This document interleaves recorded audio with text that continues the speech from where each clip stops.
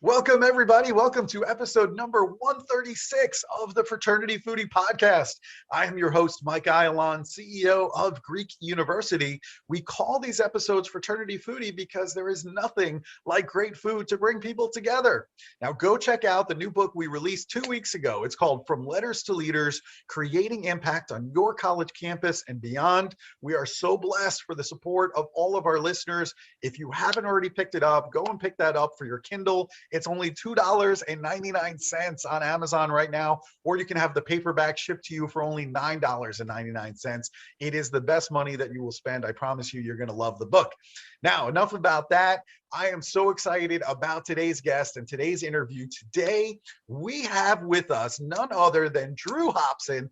Drew handles programming and resources for Triangle Fraternity's 40-plus campus groups, as well as handling responsibility for their chapter visitation and their assessment program. Drew joined their staff after 2 years at the University of West Georgia, where he worked in the Office of Fraternity and Sorority Life while earning his Master's of Education in Counseling.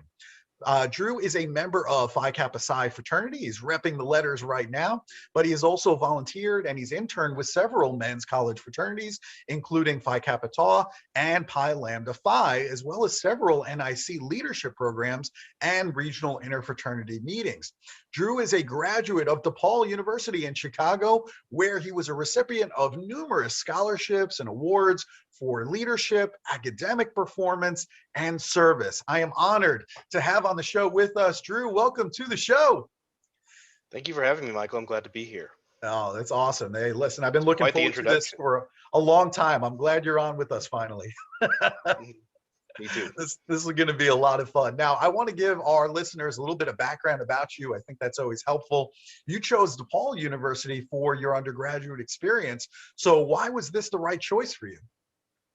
So I sort of have two answers to this question. The first being if like you interpret it as, why was this in 2009, the choice for you after high school? And my answer is it probably wasn't.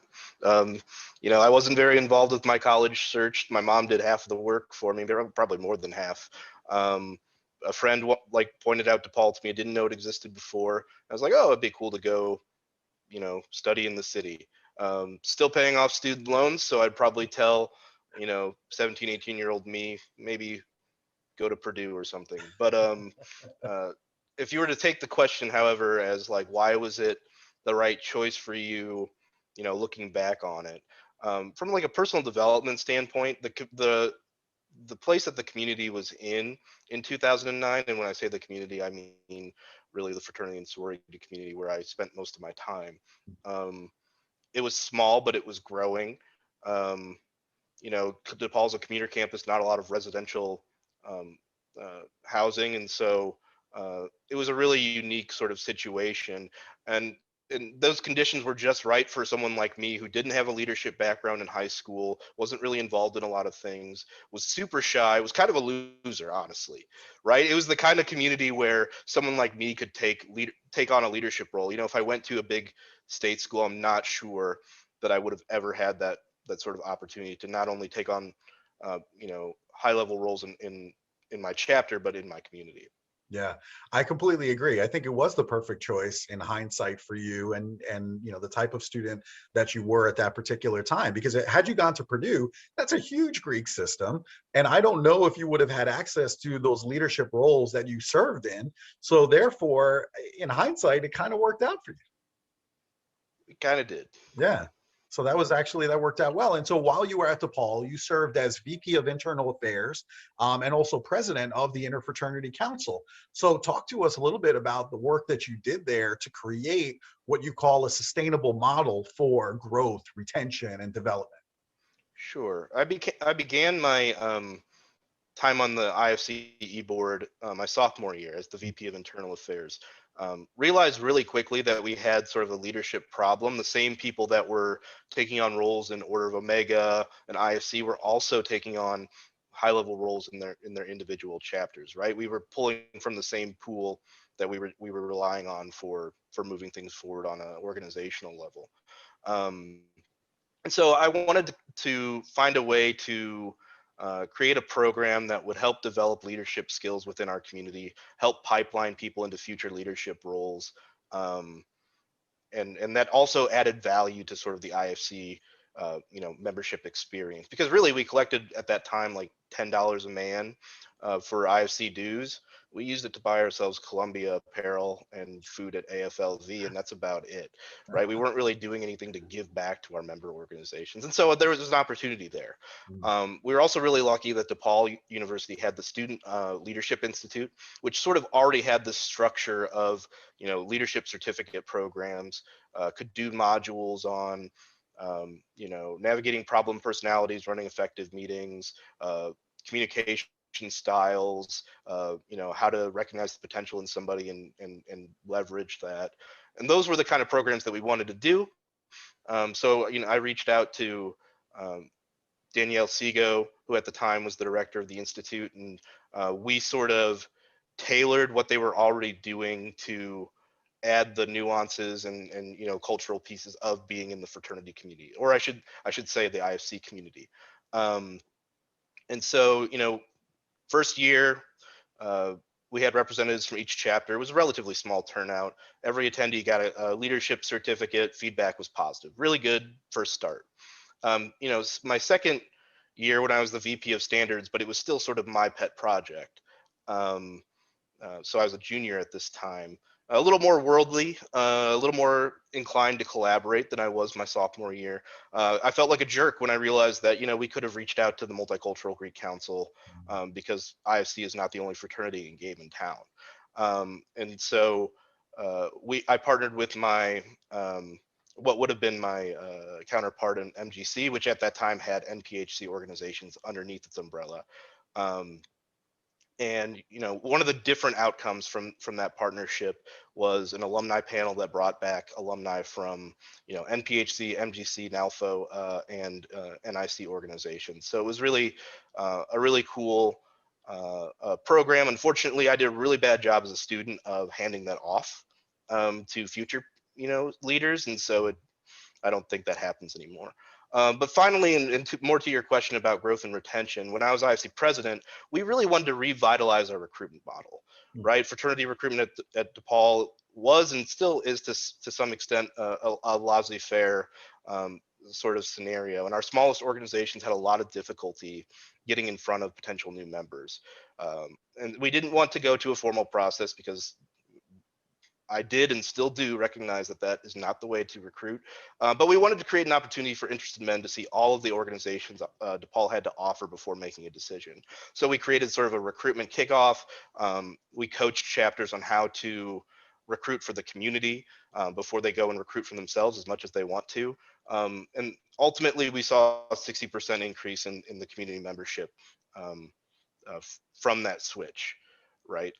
And that could have been just as much from our emphasis on marketing for the community as it could have been for allowing all of our organizations to speak to students. But we didn't really, it was 21 years old. I wasn't thinking about assessment or anything, but that is, those are some of the programs that I really am proud of from when I was on IFC at DePaul. You got a lot done. I have a lot of respect for that. I think that's awesome.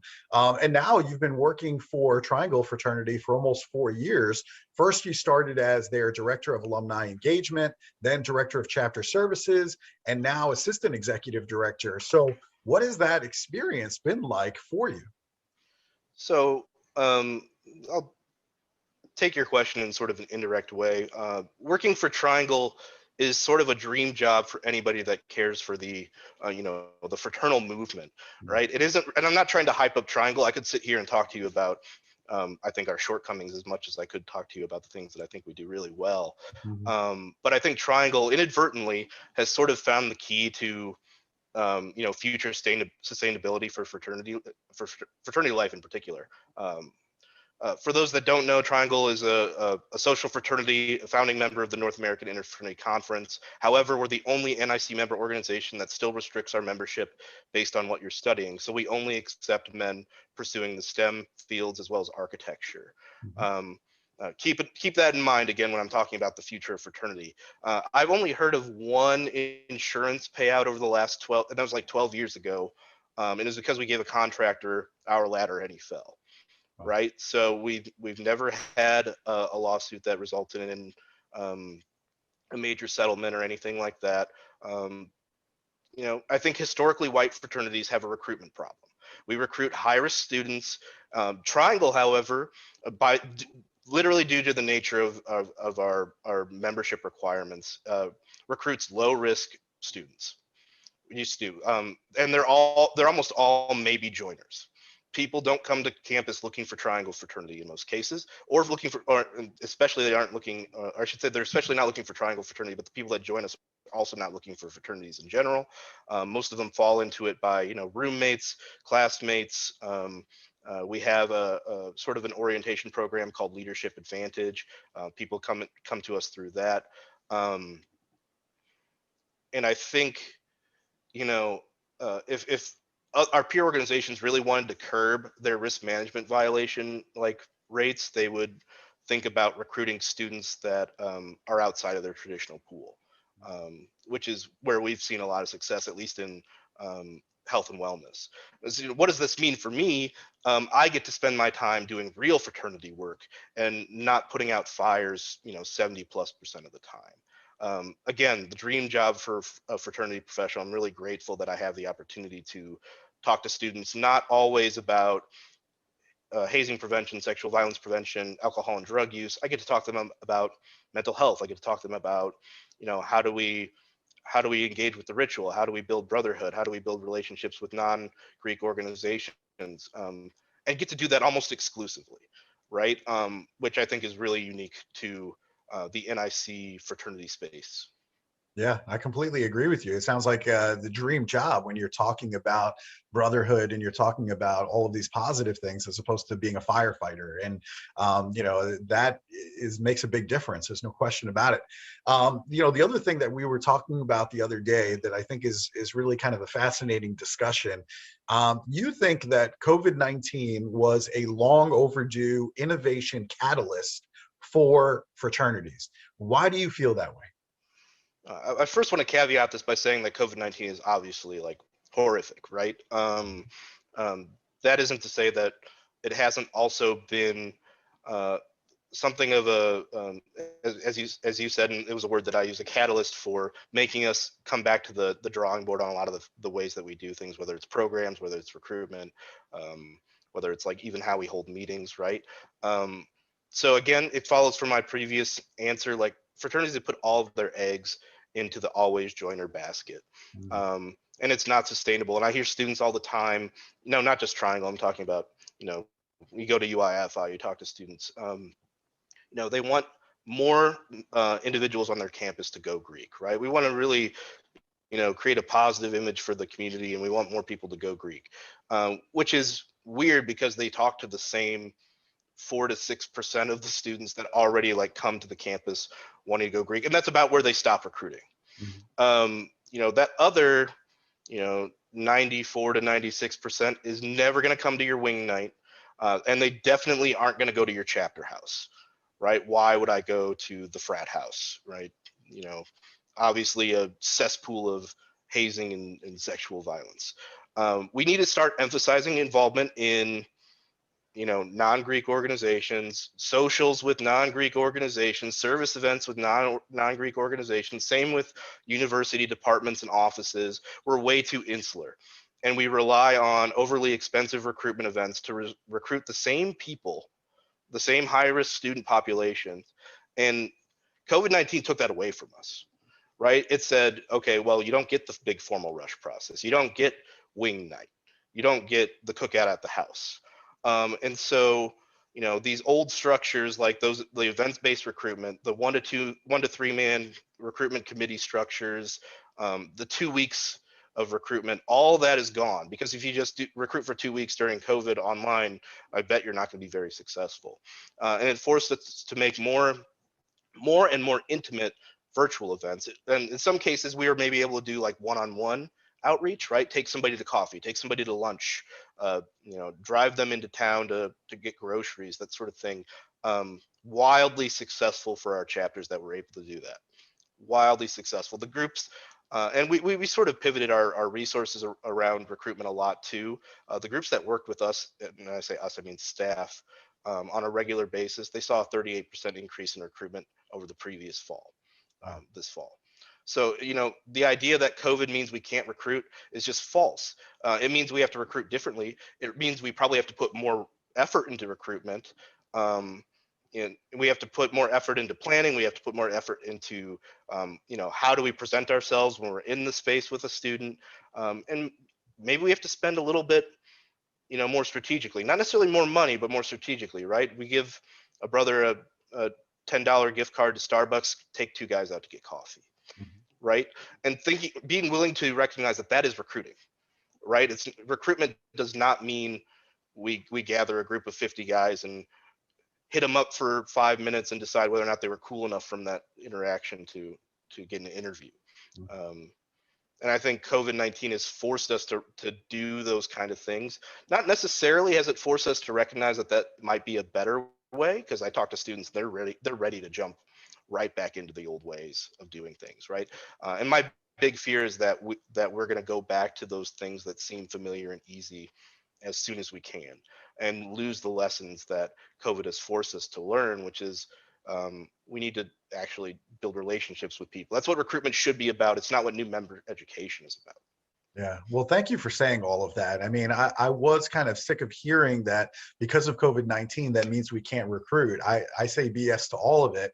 I know for a fact, because I'm doing virtual recruitment coaching with chapters around the country that were extremely successful, that doubled and tripled the size of their chapter during COVID-19, because they knew it was all about relationships and the one-on-ones and getting rid of the big events to recruit people that are always joiners.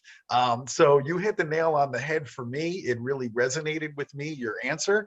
And I agree with you. I hope that we learn some lessons, and that maybe we're going to approach recruitment a little bit differently going forward, that we don't have to recruit with the big parties and the big social events, but instead maybe look to the leadership and other organizations that are not Greek to go and recruit from there. Now, is that a little bit more challenging to explain to a sophomore or a junior president of, I don't know, name your campus club? Is that a little bit more challenging to get him or her to join your fraternity or sorority?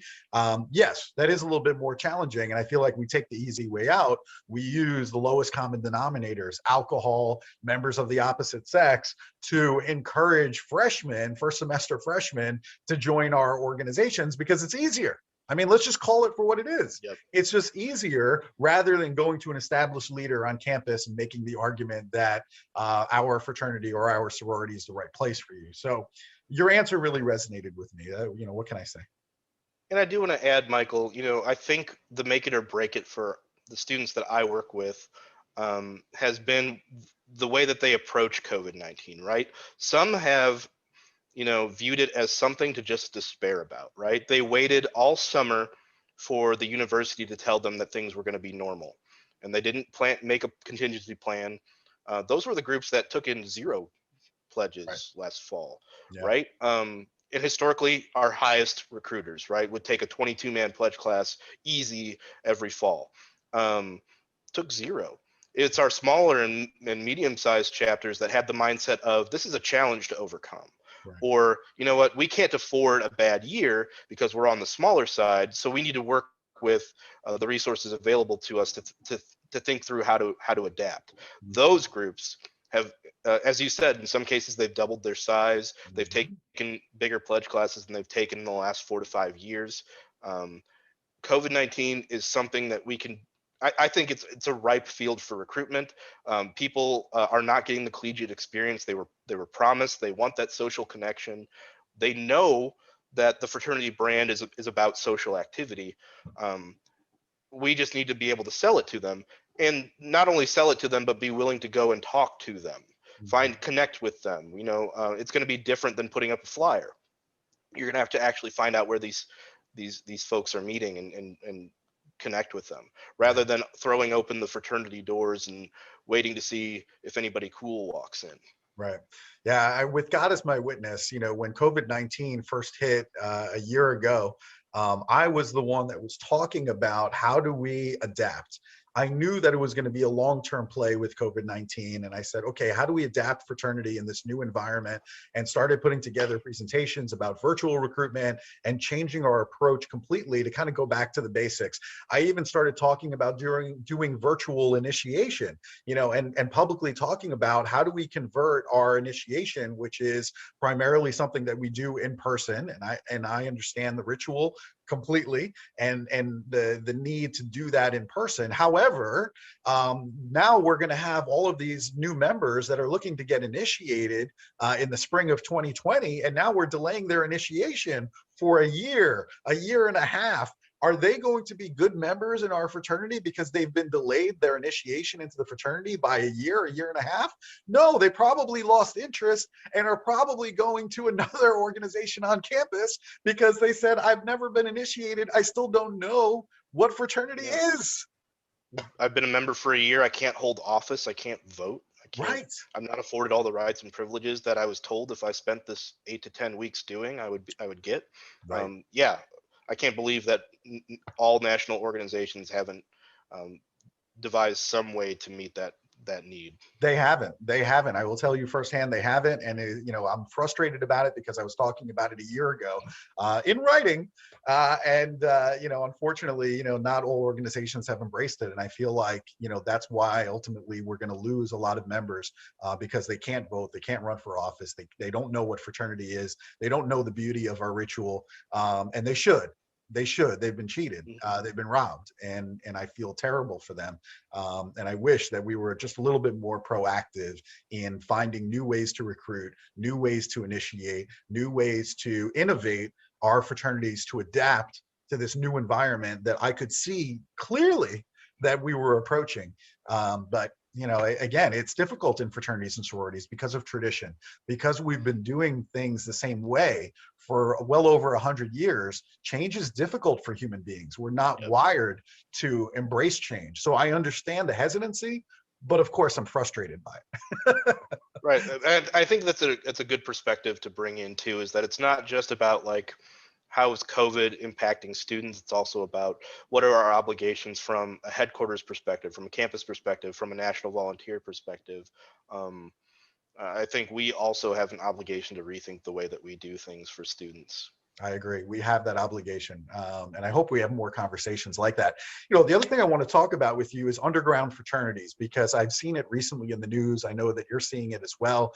For a long time, Colorado, Boulder, that was a long time independent IFC that we all knew about.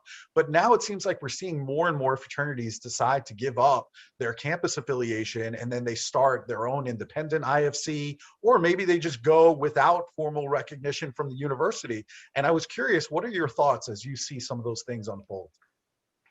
It's a tough question. I think mostly it's the result of poorly executed or bad faith efforts from university administrators, right? Sort of heavy-handed edicts without student buy-in or input. On the other hand, I have yet to see student self-governance work.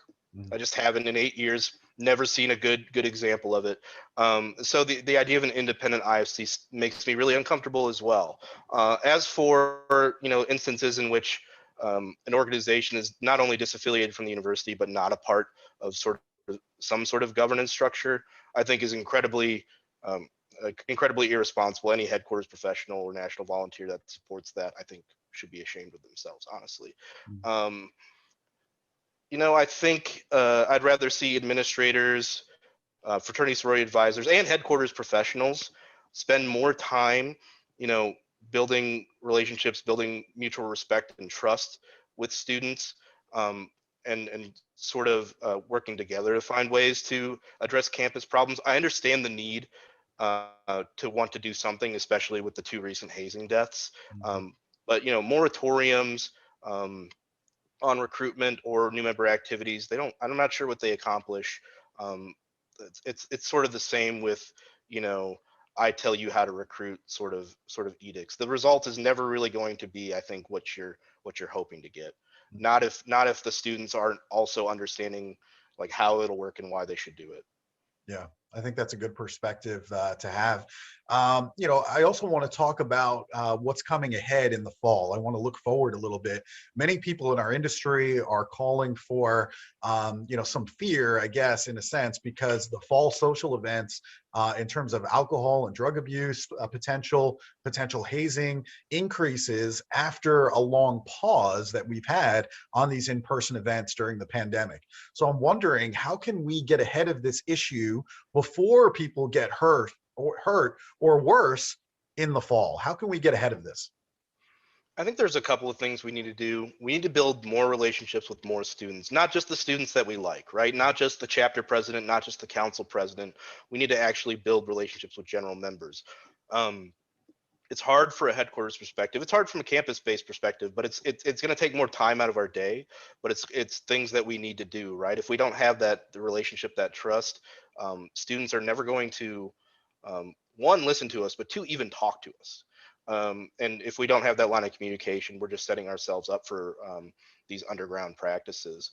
Additionally, we need to build more relationships with parents. We have to do a better job of talking to parents. I mean, I get more reports about like hazing from parents than I do from students, right? Their parents are a little more skeptical of new member practices than an 18-year-old is.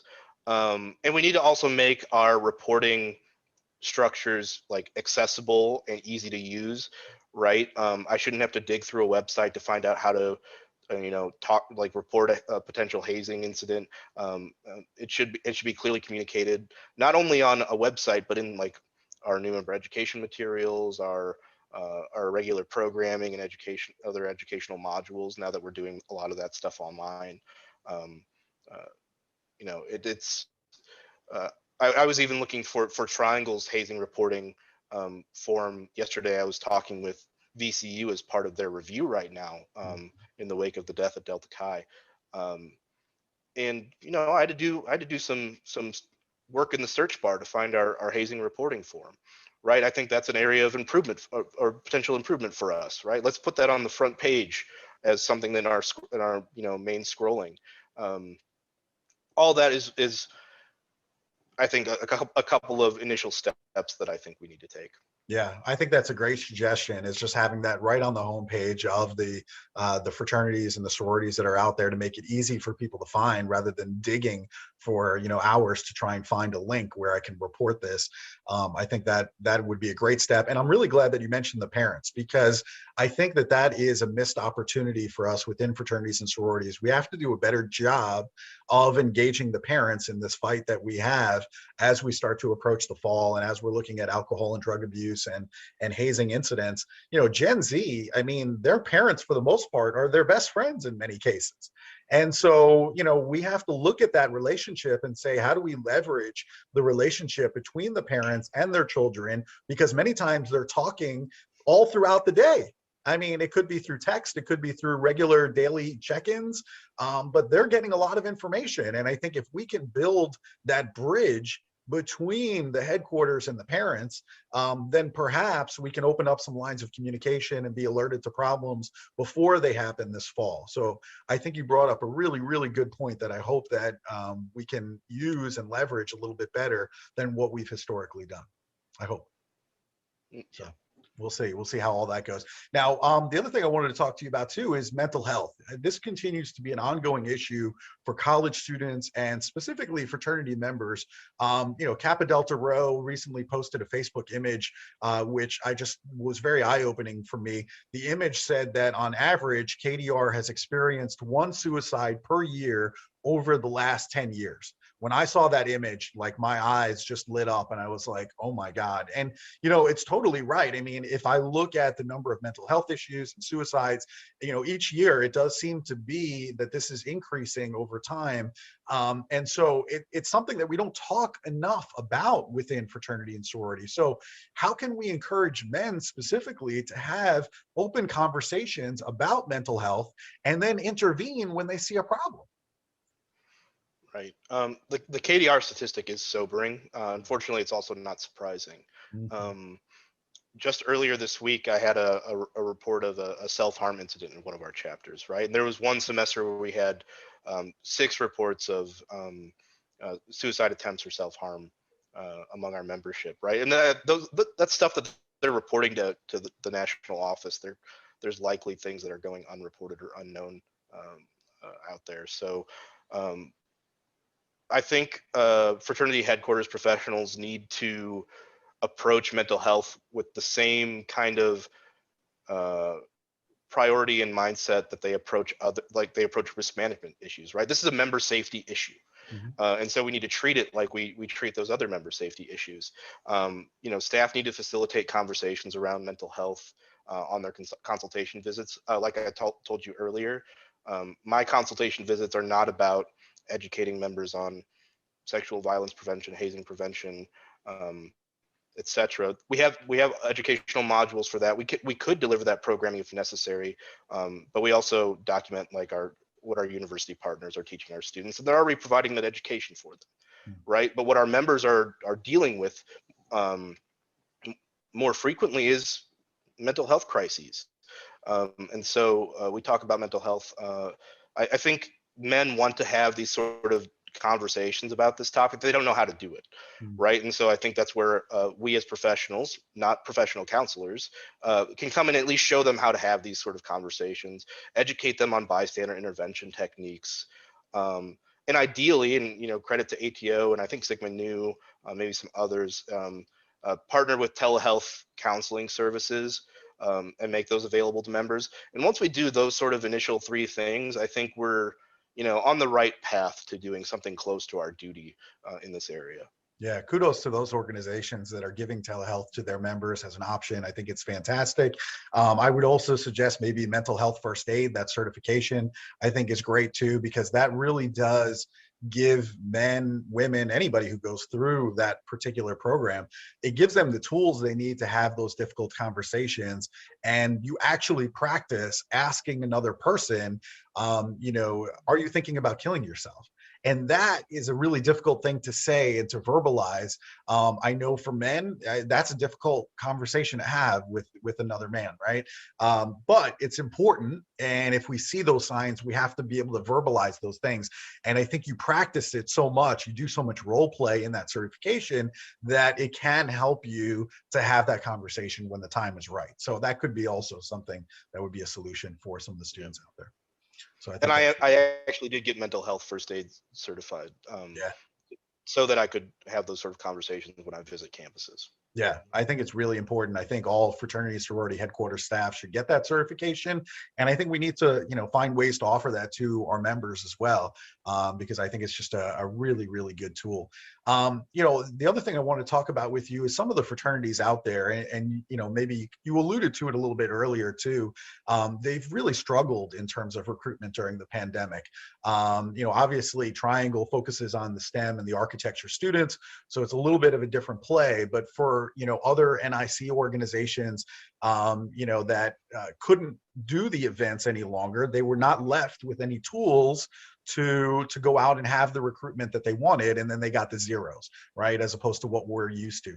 So I'm just wondering, going forward, what can chapters do to kind of get back to the basics of fraternity recruitment and maybe put together a recruitment plan that is actually going to work this fall? Do you have any other tips for people who are listening? Sure. Yeah, and we talked a little bit about what getting back to basics could mean, right? I don't think it's what we were doing, 2 falls ago. I think that playbook is antiquated and wasn't really very good in the first place. And I think the answer to this question is probably longer than we have time for, so I'll sort of bullet it out a little bit. I think we need to start planning for the summer right now, right? I think even now is a little bit late, and we should be recruiting through the summer. And that plan better involve, like, how are you going to monitor your names list? How are you going to use social media to build that? Summer should be an extension of spring recruitment, right? How are you keeping those men who deferred their bids interested in your organization throughout the break? It's really easy to lose contact with them. All right, we go on internships, we go on co-op, we go on vacation, or sometimes we treat summer as a break from fraternity as well as from class, when we know that's really not the case, or it shouldn't be. We need to train our members on how to talk to students. authentically too, right? Not a canned sort of pitch about, we care about service and whatever. It's like, no, what is your story? Why was it important to you? What kept you here? How'd you find your organization? It's also important to talk about, like, how do you deal with, common, issues that people bring up, finances, whatever. But ultimately, it should be tailored to individual members. Fall should be an extension of the summer. You should already have a relationship with the men that you think are going to be the core of your fall new member class. And I think we need to also keep that intimacy that COVID forced us to move back to, right? That is the back to basics that I'm talking about, is, the lunches, the coffees, the small group outings and events, like small. These are way more effective than large recruitment events. And the feedback that I've gotten from students that have gone through that change is, I knew who my little was going to be before he even pledged, right? Like, I got to really know these guys because we were talking to them for so long before and we were talking in a space that allowed us to have a real conversation, right? We're not, yelling over, burgers in the back lawn with competing with everybody else. We're sitting at a table together and just talking about real life. That is real recruitment. And our groups I think would be well advised to not take the easy path of that which is most familiar. Yeah, I think that's great advice. Yesterday I was having that conversation with the exec boards of Panhellenic and IFC over at Embry-Riddle in Daytona Beach. And we were having that exact conversation. And that's exactly what I told them. They've had, a little bit of a dip in terms of numbers over the last year throughout this pandemic. And that was exactly what I suggested, we got to start right now. I mean, if you're waiting until the fall, you are way behind the eight ball.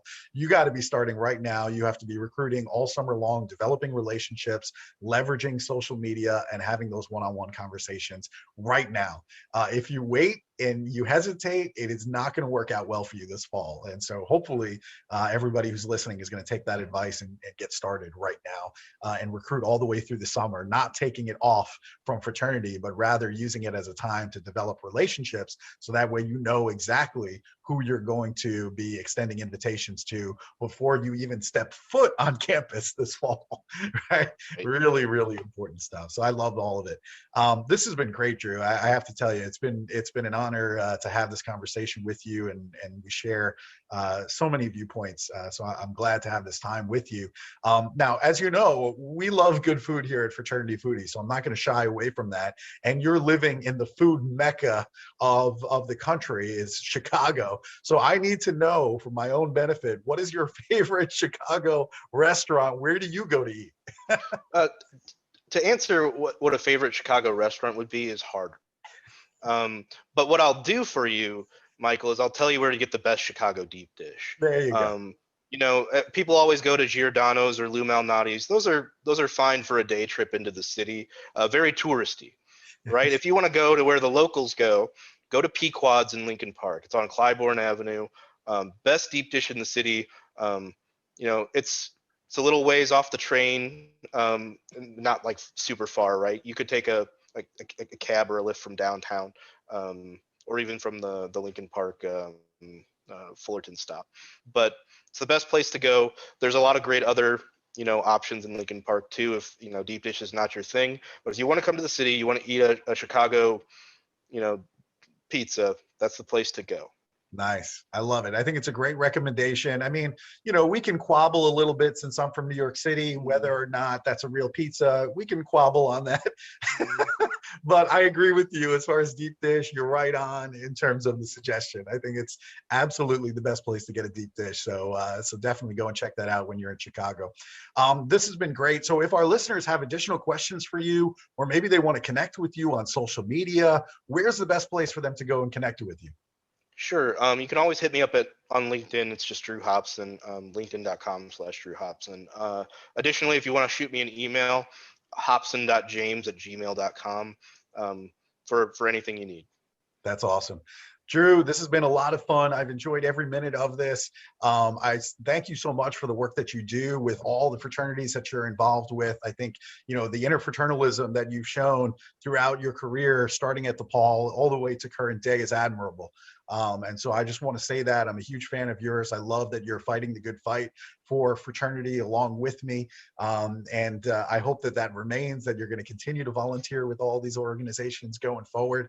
And I wish you nothing but the best. I'm a huge fan. So thank you for what you do. Well, thank you very much, Michael. I appreciate that. And I really, again, appreciate you bringing me on today. Thank you so much. Yeah, it's been a blast. And to all of our listeners, please like this. Please share this with other students, other fraternity men, sorority women that could get some benefit from Drew's advice about the fall and where we are in terms of fraternity and sorority today. Please share it and make sure that everybody gets a chance to hear what he's talking about, because it's important. And we hope to see you on another episode of Fraternity Foodie. Thanks so much for checking us out. Bye for now.